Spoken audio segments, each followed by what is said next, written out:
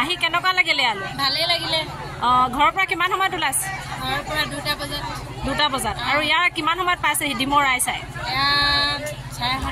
7:30 বজাত পাইছেহি কিবা কিবি চাহ খোৱা হ'ল নে চাহ নাস্তা তাৰপিছত বিয়া নাম গাই কেনেকুৱা লাগিলে ভালে লাগিলে প্ৰথমবাৰ আহিছে নে আগতে এনেকুৱা মানে প্ৰগ্ৰেমত গৈছে কাৰ্যসূচী প্ৰথমবাৰ আহিছে